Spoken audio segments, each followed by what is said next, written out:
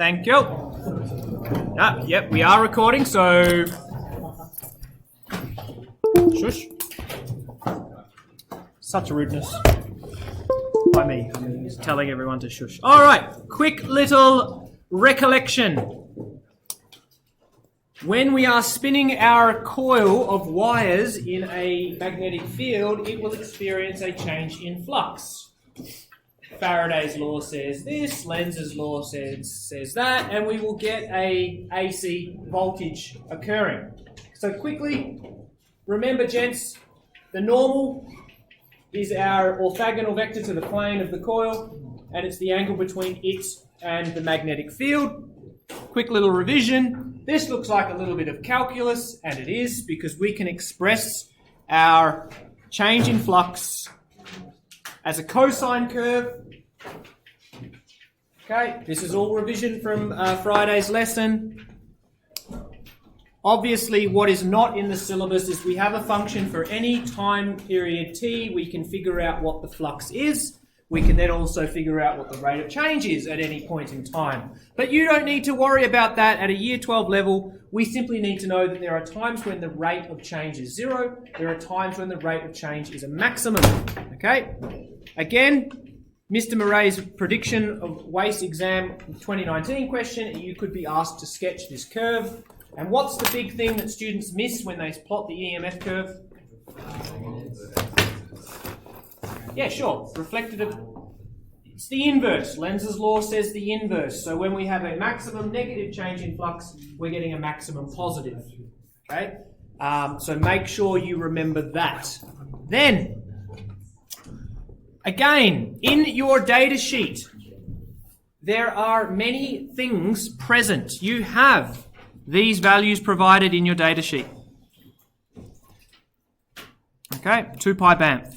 You have the RMS versus the maximum, and you have that the period is the inverse of the frequency. There is one more equation for the EMF generated by a generator. We're going to go through that today. Could I please just quickly go back to these two symbols? And I want to go over here because I've got a few things set up. Someone very correctly explained that those symbols and letters and numbers is the mains power in Australia, which is 240 volt RMS AC 50 Hertz. Okay? So again, this is all revision from last lesson. We get 240 volt RMS, but we need to know that the maximum actually goes √2 times greater. It goes up to 339 positive. And then in 1/100th of a second, it goes down to negative 339 volts in the opposite direction. Yes, Eddie Bum. RMS, I know it means like average, but what does that actually stand for? Root means squared. There's a little bit more, it's a bit more complicated what's going on behind the scenes, but basically the area under our curve stays the same if we treat just a constant voltage. Okay? Now, can you please stop humming, Justin? Very nice. Okay, over here, gentlemen, is channel number 1. Whoa, okay. Too much. Here is our AC power supply. Okay? The frequency is 50 Hertz, so from peak to peak, the period is 1/50, 20 milliseconds, 0.02 seconds. You can see that when I drop the voltage down, the frequency stays the same. We're just dropping the voltage down. 4 volts. It's actually, let's go to 2 volts. I auto scale this. Let me bring it back one. Alright, each bar is worth 2. It's going √2 times greater, so it's actually going up to 2.82-ish, and then down to negative 2.82, then up to 2.82. Divide that by √2, and we get to a 2 volt RMS. Okay? Then I wanted to show you that our DC power supply is not a pure DC, it's that rectified way. So inside this little box is a series of diodes in a special arrangement that they basically prevent the current flowing backwards, and they basically push it back to a positive. And so it's called a rectified DC wave, and you might see that the symbol is also there. In between your DC, the red and black terminal, you've got that DC rectified waveform. So it is not a pure, constant, direct current. It oscillates from root 2 times the root 2 times the RMS to 0. Root 2 times the RMS to 0. So again, I've got this set to 2 volts. It's actually going root 2 times greater. So it's going, again, up to 2.82, down to 0, up to 2.82, down to 0. When you plug your DC voltmeter in, it just says, oh yeah, I'm getting an average of 2 volts.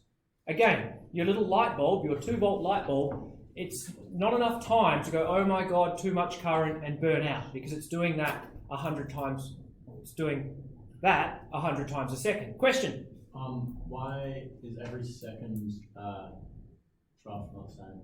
Yeah, there's something going on in here. Alright. That's my answer to that. Just Now, Mr. Angus thought too highly of me. He actually gave me a set of diodes, and he goes, here you go. You can smoothen the AC curve, and I tried and I failed. But basically, inside this little power pack is a set of these, and we've got a bridge and black to red. I'll try it again. Nothing's going to happen because I'm doing exactly the same as last one. Unless, let's get rid of them. Red. Here we go. No, nothing happened. Okay. I don't know my diodes. Hang on. What if? Don't think I'll just do it. No. Okay, don't worry. Inside there, apologies, inside there, there's a set of diodes that will basically take your AC sine curve into a rectified absolute sine curve. There's one other thing that we can do. What the hell's going on? Oh, a capacitor. We can also put a capacitor across our terminals in DC, so that when it drops down to 0, this basically just stores charge, and then as the voltage drops below, it then dissipates that charge. So it's kind of like a reservoir of water that allows water to flow when the tide's out. So here we go, black and red. Watch the curve for me, please, as I place this. Boom! DC. Okay? And it's struck, I don't know why these power packs are made to make a rectified wave. If you want a pure 2 volt DC, all you need is a little capacitor sitting in this little box that can spit out a pure DC wave. But for some reason we get a rectified wave. Now if you're making an electromagnet with a steel nail and winding of copper, you feel that effect of that going from maximum to 0 to maximum to 0. That is still a changing power source, which produces a change in current, which produces a change in magnetic field, which produces a change in flux. And you can feel your electromagnet humming. And the little year 8 kid that's making his electromagnet goes, Miss, sir, why is the electromagnet humming? It's because you're not getting, let me just discharge that, it's because you're getting a change in flux. If we want a pure DC, a battery down here we go, battery, boom. Again, that's pure DC. Constant pushing, constant electromotive force. Okay? So just remember that it's good to know, because we're going to look at, providing electricity to homes and things. Tom Salter, what did I just say? I missed it. Probably missed a lot. Yes? Do we need to know the terminology rectified DC wave? Yes. Do you have to use that? Yes. Now, over here, gents, I would like you to go off the page. Be scribbling on your desks. Guys, I just want to quickly show you that if we were to take... Now, there's two ways that we can create an EMF signal. And the first way is to take your coil... Oh, I've stuffed it up already. Take your coil and then have it contact one ring where it's allowed to roll around, and that's called a slip ring. And then the other one, this is a bit tricky to draw, but we're just going to go boop boop and do a bit of a zigzag. and be in contact with another slip ring, so that one side of your coil is always in contact with one ring. Okay? So let's just look at this. Currently we are at zero flux, but we know that the rate of change is at a maximum. Okay? And so as the rate of change is changing, there's going to be an induced EMF. But I will explain the merry-go-round analogy at the end of our lesson. It'll make sense when I draw it. But let's just for now imagine that as it rotates through 90 degrees, my charge gets pushed to this first ring here. And so let's just pretend that for a brief moment in time, it develops a positive charge. Okay? As that coil rotates, we know that as it rotates around 180 degrees, it goes back to zero. And then if it continues to rotate, then the charges are experiencing the change in flux goes the other way. The induced EMF is the other way. And then half a rotation later, this guy here then generates a negative, because the charges would instead of getting pushed towards that one, they're getting pushed towards the other because the direction of change of flux has changed. And so that's why we would get our sine wave. Okay? Let me just write back slip ring. So for half the rotation, my positive charges are getting swept this way, and they make that terminal positive. And then for the next half, they're getting pushed the other way, and they make that terminal positive. Or if they're moving away from the original terminal, it now becomes negative. So we get an alternating sine wave. I have one here. This is our demo of a slip ring generator. It's actually a brushless DC motor. And so the coil stays stationary, and then I'm spinning the magnets around. Okay? But obviously, as I'm spinning the magnets around, it's going from right to left. We should get a pure DC. Now, if I spin this sucker up, I need to now zoom in. Hang on. And then I need to bring my horizontal scale in. No, wrong way. Let's try this. Here we go. Keep going. I don't know how to operate these things. There we go. Hey, there we go. All right, cool. Now, guys, the EMF, the magnitude is equal to 2 pi Banff. 2 pi is a constant. B is a constant, same magnetic field. The area of my coil, a constant. N, a constant. What is decreasing is F. The frequency, as it loses energy, is decreasing. So what you should notice, our EMF curve, a couple of things. Obviously, as the frequency drops, the period increases, so the amplitude of the crest to crest gets further apart. So you see the crest to crest get further apart. But then also, the amplitude decreases. So you can see those peaks getting smaller and smaller as it spins slower and slower. Okay? So that's a pure AC curve. And if I could get this thing spinning at a constant rate, it would look exactly like our AC power, where the frequency is the rate at which it spins. Okay? Happy so far? Cool. So, slip ring commutators, could you please write somewhere, or actually, it's here. AC generator, just circle that. Let it sink in. Slip rings will produce a alternating voltage. But if we were to use split rings, we would get something vastly different. So split rings equals DC. Slip rings equals AC. So we're going back to these things in here that allow our DC motors to produce the same direction of torque. The DC generator would produce the same direction of EMF. Now, on this graph here, gentlemen, I will highlight it for those playing at home. On this graph, the dashed line is showing the EMF in the coil. The coil is literally rotating around, going from positive one way, 180 degrees later, negative the other. So it is actually getting a sinusoidal change in flux. But what we do to get this shape is we trick our coil.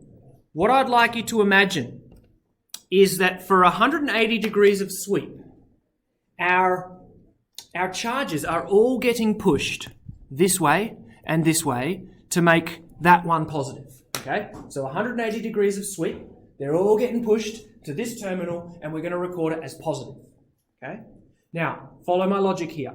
The next 180 degrees, they're going to be pulled the other way. All right? Now, if you're pulling the other way from a terminal, you would make it negative, wouldn't you? And they're doing that. They're being pulled away from that terminal, but it's actually now that terminal. Because have a think, in 180 degrees, that wire is now over here. Oh, sorry, this wire, that wire there, is now over there. So instead of pushing charge to one terminal, it's pulling charge away from the other. And if you have a think, pushing charge to one terminal would make it positive. Pulling charge from the other terminal would also make it positive. Okay? So our split ring commutator basically tricks the electrons. So they're getting pushed to one terminal, and then all of a sudden they're getting pulled away from the other, because those two statements are 180 degrees apart. And so if they're 180 degrees apart, they've jumped across our split ring commutator. Okay? So that's how you can make, if you have a generator that wants to pump out DC, you could use a split ring. But generally, these, what's making the potential difference at the end of this cable is a AC generator down in Collie, 200 kilometres south, and it's making 240 volt RMS AC 50 hertz. I don't know where, maybe in industries you might want to have DC power generation. Over here again, you might recall fondly that this is a simple DC motor, and I'm going to chuck him into channel 2. So let's just kill it. Come on. Okay, channel 2, and we'll give it a little bit of spin. Whoa, okay, cool. We've got something happening. I take it back. This isn't a simple DC motor. What's different about this simple DC motor? Just curved magnet. Curved magnets. So guys, shh. If this was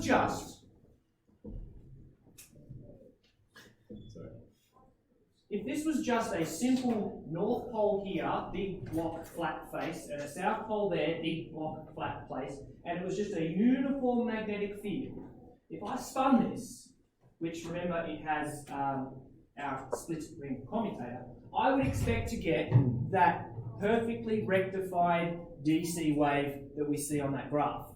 But unfortunately, a few things have changed. Number one is that there are regions up at the top in this orientation where there is no magnetic field. And so it drops to 0. And we'll see that in just a moment. And then also, there are actually 7 south side magnets over here. And you've got to visualize what the magnetic fields would be doing. They're almost sort of jumping from one to the other. And the north sides as well, they're jumping from one to the other. So as this region sort of sweeps through that changing field, you're going to see these kind of little teeth on our wave. Hopefully I've got the scale correctly, that if I spin it, what's making that noise? Something's there in here. Hang on, what the heck? Oh dear, broken. Oh no. Yeah. Don't tell Mr. Angus. Hey, when that happens. Alright, now I've got to get this. Nice try. I know. I was going to stretch this out.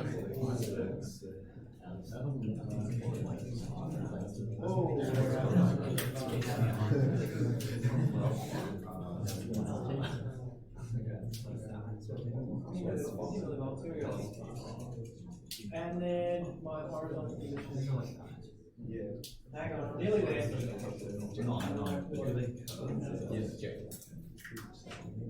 Because it has to be parallel. Not the curve that I got.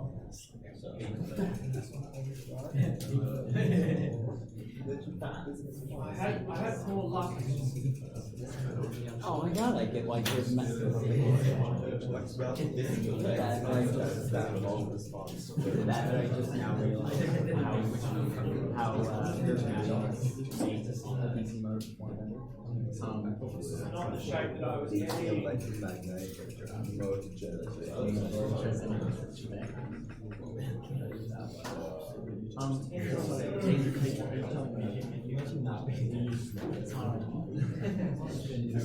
Make a road to Alright.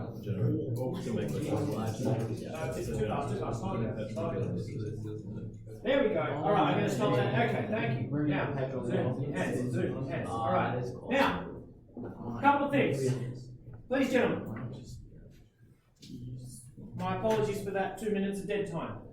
We get the negative, and then it jumps back up to 0, and then it jumps back down to negative, and in that negative there should be about 7 little spikes, which is when it's going past the 1, 2, 3, 4, 5, 6, 7 faces of the magnet. But then for some strange reason it jumps to 0, which is this region here, but then it goes into the positive, and something's telling me that the electrons are getting pushed the wrong way. And it might be that one of these magnets might be in the wrong way. And to check that, we try and get them to align themselves so that they all want to stack on top of each other. And I'm pretty sure they are. But it could be that one of these magnets is inverted. So I would like to just quickly check. They all seem to be right.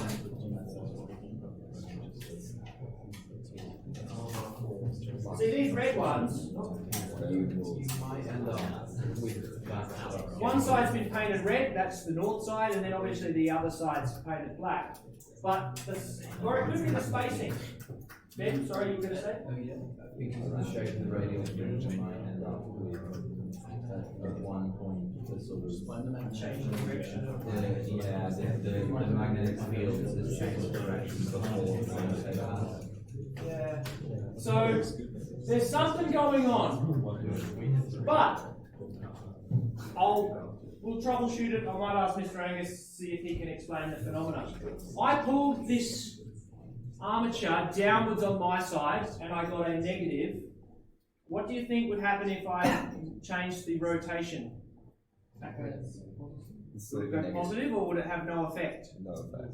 No effect? The direction. Let's have a go. Ready?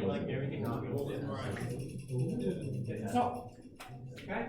So we get the top with the 17th, then back to 0, top with the 17th, back to 0.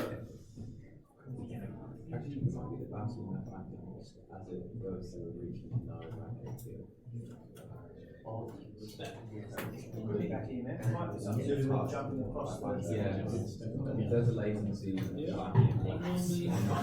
into an area where there's no then you don't have the original EMF to cancel it out. Well, no, so there is no back EMF. That's remote. It's all of the EMF should be induced EMF Actually, that's true. from the rotation. So, not sure. Now, gentlemen, it's a bit of a fail on that demo, but we can see hopefully the rectified DC wave. Alex Edebaum, did we see that? Yes. Yes. Alt Q. Alt F4. Now, just as one coil would give one set of peak, and when it gets to here, it's rotating into sort of negative EMF, and we want to bump it up. If we had multiple armatures and multiple commutator pairs, then hear me out, as the rate of change of flux is dropping in one coil, then the rate of change of flux is growing in the other. And so if it jumps there, so in our first curve, as the rate of change of flux is dropping, the other one is increasing, and then it goes through its maximum rate of change of flux. And then as it's losing its rate of change of flux, the other one is coming back in. And so again, we can increase our EMF the RMS will start to increase until it reaches its maximum. So same deal. Just like a DC motor, we're just talking about torque increasing to its maximum and then decreasing. You can have the induced EMF doing the same. Yes, Marcus? So why is the EMF of the two coils the maximum EMF in either coil, not the sum of the EMF?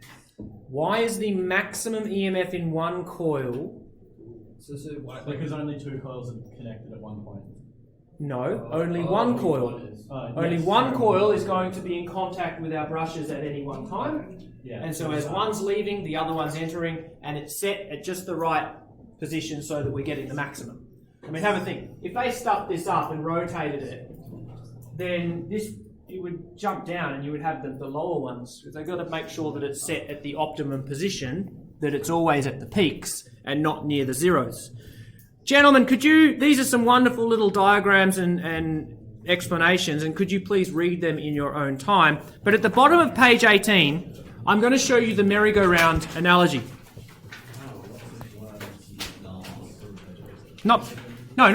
Ferris wheel. Not a bloody I've been calling it a merry-go-round. It's the Ferris wheel analogy. Yes. Bottom of page 18. Okay, so guys, I've just drawn my orientation such that the field lines are travelling from north to south, and now I'm going to place my coil of wire in there, and I'm going to draw it a little bit neater. There we go. Now, we're going to have it rotating in an arbitrary... There we go. Done. Rotating that way. What I would like you to draw is the velocity of the wire at this point. And it's actually the velocity of this length of wire and the velocity of that length of wire. Okay? Now, it just so happens that we have an equation that the EMF is equal to VBL. And at this orientation, my velocity is perpendicular to the magnetic field. So in the orientation that I've drawn, it just happens to be perpendicular. Right? You could probably see that length of wire on the left-hand side is travelling vertically upwards at that point in time, perpendicular to the field. If it were allowed to continue to rotate, hey, we're going to start to get a sine curve. Okay? A cosine curve. Now, here's the merry-go-round. If I was to track this around, let's just sweep this around. What's those blue lines? Where did those blue lines come from? What's going on up here? What's that? Any ideas? If we were allowed to sweep this around, I want you to simply visualize, I'm taking this length of wire and I'm just simply rotating it around like that. And 90 degrees from the orientation shown, it's traveling parallel to the magnetic field, so there would be no EMF. And then 180 degrees from the orientation shown, it's traveling downwards, and so there would be a maximum EMF. 270 degrees, it's down here, and it's traveling again parallel to the magnetic field, no EMF. So, if I just said, let's use my friend the right slap rule to figure out, there's a little proton sitting on that Ferris wheel, and he's traveling upwards in an external perpendicular magnetic field. So, thumb points up in the direction of its travel. Fingers point north to south. My palm is going to slap that sucker to the back of the wire, yes? So, we would say that this side generates a, positive. I want to get rid of, I'm zoomed in a bit. This, stuff it, you can stay there all fat and ugly. That side generates a positive, which means down here would be negative, okay? That side of the wire. And we have the equation to say that the potential difference across that length is equal to VBL. Now, let's look at a proton on the other side. Let's look at this sucker. There he is. He's stuck on this Ferris wheel. He's travelling down. Let's use our right slap rule to figure out which direction he would get slapped. Thumb points down, fingers point north to south. He gets slapped here. Okay? Well, that would mean that that side generates a positive. Now, if you look at the way that they're being pushed, they're going to be pushed in the same direction, such that the total potential is going to be that plus that. And everything's equal, it's 2 times that. So let's go back to our derivation. We could go that the maximum equals 2n VBL. And this guy here is in your data sheet. So on page 3 of your data sheet, you have the EMF of a generator.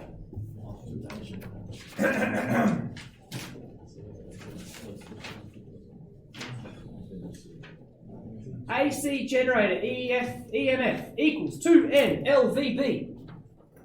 Close enough. Equals 2 pi BAMF. Then you got them both. Now, I know. Same thing. Now, gentlemen, I would like you to express that the velocity could be written as 2 pi r divided by the period of rotation.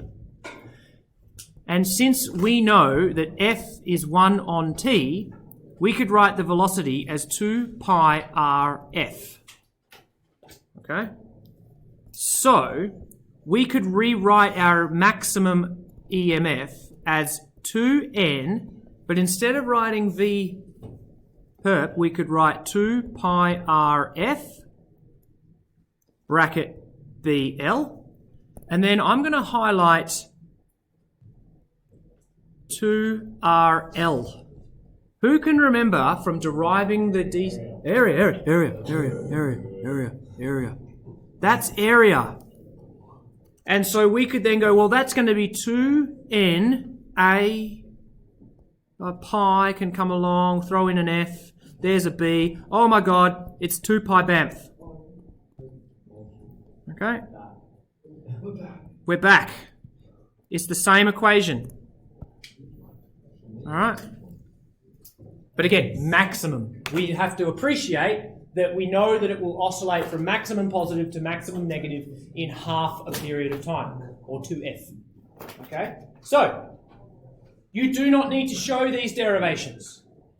The only equations that you need to derive are Kepler's third law, the torque on a DC motor, Bain sine theta, and also your perfect banking angle, V squared equals RG tan theta. Those are the 3 that need deriving. If you get a question on a generator in the WACE exam, you can just simply go E maximum equals 2 pi BAMF.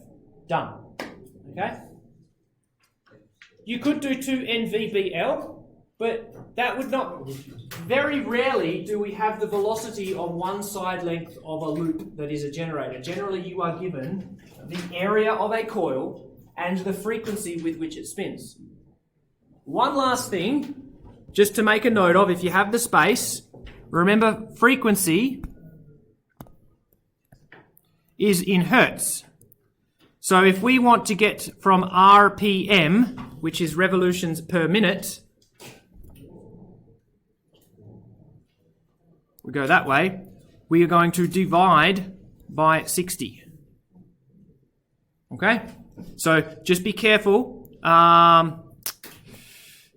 The way I remember it is the 3,600 RPM, which is the frequency with which the generators down in Collie are spinning.